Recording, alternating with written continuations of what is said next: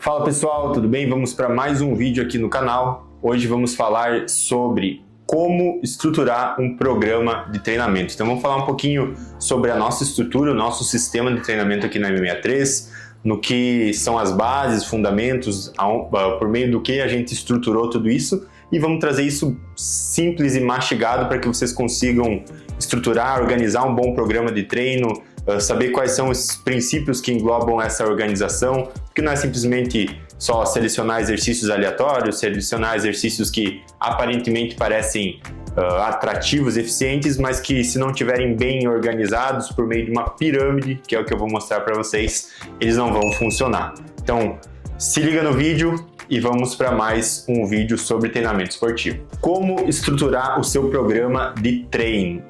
Para que a gente consiga estruturar um bom programa de treinamento, um programa que tenha resultados reais, resultados significativos para o nosso atleta, é necessário primeiro a gente saber a diferença entre sistema de treinamento e método de treinamento. Muito se fala hoje sobre métodos de treinamento, o melhor método para isso, o melhor método para aquilo, só que uma das principais diferenças entre um sistema e entre um método é que o método ele é sensível a mudanças. O método ele não é atemporal. Os sistemas são atemporais, porque eles são baseados em princípios. E a partir do momento que a gente baseia o nosso programa de treinamento nos princípios do treinamento, eles são imutáveis, eles não mudam. O que eles vão sofrer é pequenas atualizações, pequenas evoluções, mas nunca sem mudar o cenário geral, o cenário base, fundamental do programa de treino. Então, já trazendo a primeira diferença entre sistemas e métodos, é que um sistema ele é atemporal, ele não sofre grandes mudanças ao longo do tempo, e os métodos sofrem, eles são sensíveis a mudanças ao longo do tempo. O sistema ele é um conjunto coordenado que formam métodos. Então eu trago esses métodos para o meu sistema e aí sim eu crio um sistema de treinamento. Já o método ele é a maneira singular, a maneira única de eu executar um exercício, de eu executar uma tarefa, de eu contabilizar, conseguir mensurar volume e intensidade, como que eu pratico, como que eu aplico. Um exemplo claro e clássico.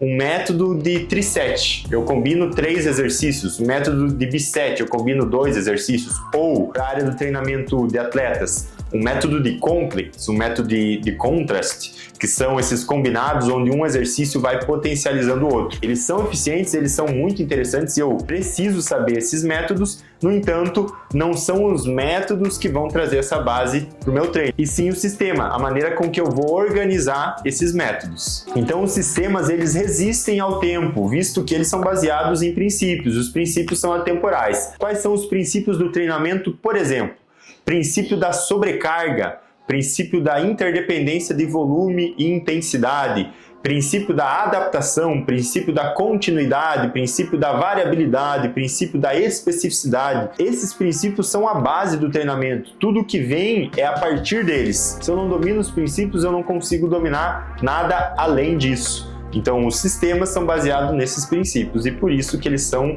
atemporais. E os métodos, o melhor método hoje pode não ser o melhor método amanhã. A gente tem constantemente a ciência evoluindo com novas descobertas sobre treinamento. Acredito que na última década ou talvez 15, 20 anos para cá, a área do treinamento sofreu grandes mudanças em que quem não se atualizou acabou perdendo espaço. Os métodos, eles são sensíveis a essas mudanças. Pode ser que o melhor método descoberto na década de 80 não seja o melhor método hoje, ou talvez o método que a gente descobre hoje não seja o melhor método daqui 30 anos. Um exemplo para ficar mais claro, o método de oclusão vascular. Esse método, ele não sei dizer se ele é recente ou não, mas ele é um método que ficou muito famoso, principalmente no bodybuilder, onde acontece essa oclusão vascular no músculo-alvo ali do exercício, em que lá na década de 70, de 80, ele já foi executado de uma outra maneira, que era o método de Isoton. O método de Isoton, você executa o exercício de uma maneira bem lenta, bem específica no tempo certo, em que ele acontece os mesmos fins, muito semelhante ao método de oclusão vascular, ou seja, 2 métodos para chegar no mesmo objetivo, no mesmo fim.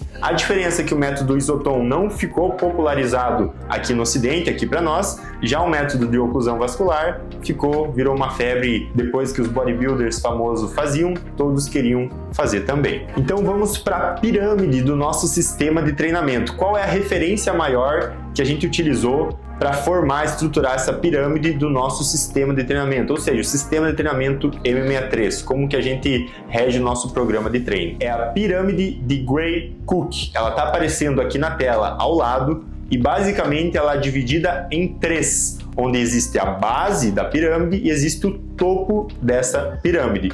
Por que está em formato de pirâmide? Justamente para ilustrar que é necessário começar pela base antes que a gente force essa chegada ao fim. Então, na base dessa pirâmide vai ter a eficiência de movimento. O que é a eficiência de movimento? É a mobilidade, é o core, é deixar o atleta mais sólido, mais robusto, tirar as disfunções possíveis do atleta. Então, se o atleta tem falta de mobilidade de tornozelo, torácica, se o atleta tem algum déficit de força da parede anterior do core, fraqueza de glúteo, complexo posterolateral, se o atleta tem alguma instabilidade no arco plantar, então o foot core dele não é bem desenvolvido, é na eficiência de movimento, na base dessa pirâmide, em que a gente vai gastar mais o nosso tempo. É ali que vai demandar mais tempo da nossa sessão. Um exemplo, se a sessão for de 1 hora, talvez 10, 15, 20 minutos eu vou gastar nesse alvo de desenvolvimento do meu atleta. Logo depois da eficiência do movimento, a gente tem a performance. Dentro da performance já vão entrar capacidades como força e potência. Então, o desenvolvimento por meio de tarefas de força e de potência. Dentro dessas duas qualidades, existem as qualidades de força e as qualidades de potência. Exemplo, a força a gente pode dividir em força de resistência, força explosiva, força máxima, pode dividir em regimes de trabalho, como o regime excêntrico, o regime isométrico, o regime concêntrico. Dentro da potência existem as qualidades de força da potência, a taxa de desenvolvimento de força, a força reativa, a força elástica de mais ou de menos de 250 milissegundos, a taxa de absorção de força, que é esse impulso da força, essa força abrupta de frenagem. Então olha quantos elementos existem só na base dessa pirâmide. Eu não posso negligenciar a eficiência e também não posso negligenciar a performance, querendo já chegar no topo da pirâmide, que é as habilidades. E o que a gente mais vê, infelizmente, por aí, programas de treinamento onde se aplica direto às habilidades. O que seriam as habilidades?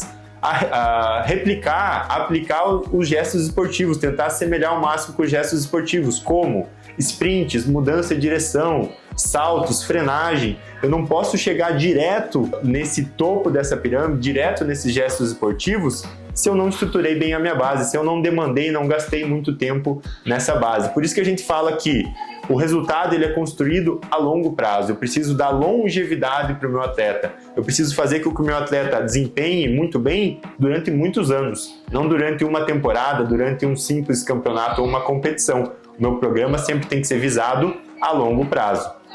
Então, o topo dessa pirâmide, como eu expliquei para vocês, são os gestos esportivos mais específicos. Ali a gente cada vez tenta assemelhar um pouquinho mais com a demanda do esporte e se torna um pouquinho mais específicos. Sprints, saltos, mudança de direção, desacelerações, tarefas mais complexas, tarefas que envolvem as demandas do esporte, como rotação, como frenagem abrupta, desaceleração unipodal, arremessos, como pliometria, jump squat, levantamentos olímpicos, todos esses métodos de potência. Então, para desenvolver essa potência ali nas habilidades, existem alguns métodos que a gente pode dividir em levantamentos olímpicos, arremessos de medicine ball, isometrias máximas, jump squat, pliometria e também a landmine. São ferramentas que geram mais possibilidades de ângulos, de rotações, contrações, de regimes de trabalho mais específicos, de velocidade, que eu consigo empregar velocidade e carga na barra ou no material. E tudo isso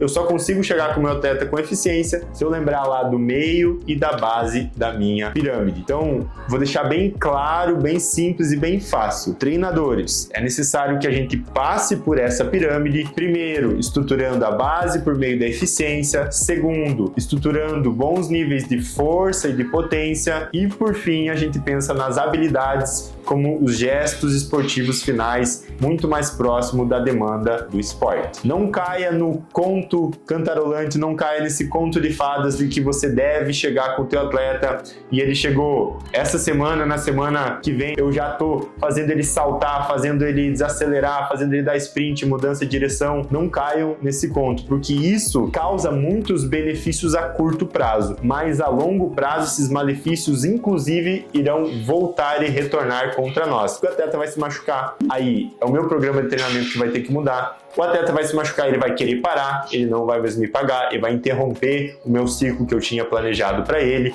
Eu até posso dar um bom desempenho, mas lá na frente ele vai ter uma queda muito brusca, porque depois que você atinge um pico de performance, só resta você descer.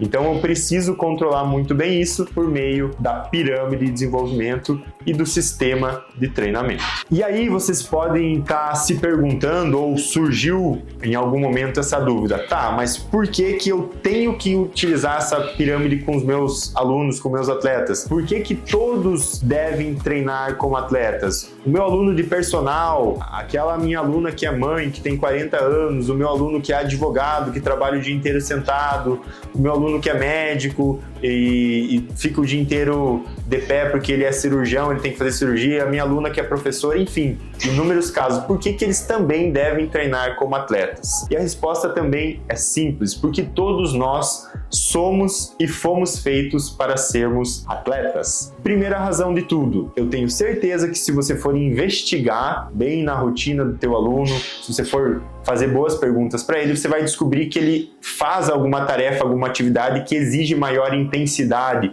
que exige mais desempenho para ele. Como? Ele faz uma trilha, ele quer brincar com o filho no parque, ele joga bola na quarta, ele joga vôlei no sábado, ele joga pádel, beach tênis, futevôlei. Então, é necessário que nós, preparadores físicos, nós, treinadores, personal, que a gente saiba preparar o nosso atleta para que ele não sofra com essas atividades. Afinal, todo esporte e toda tarefa mais intensa, ela pode trazer malefícios, porque ela é intensa. Se o corpo do meu aluno, se o meu corpo, o corpo do meu atleta não estiver preparado, ele vai se lesionar. Então ele pode parar de trabalhar porque teve uma lesão no esporte. Ele pode parar de trabalhar porque teve uma lesão fazendo trilha, brincando. Parece simples, mas para quem é despreparado, corre muitos riscos a todo tempo. Então a primeira justificativa aqui, porque todos devem treinar como atletas, é porque a maioria, e cada vez está mais forte, mais presente, o esporte na vida deles. A maioria pratica esporte, nem que seja recreacional, ou até mesmo a nível competitivo, a nível amador, ou a nível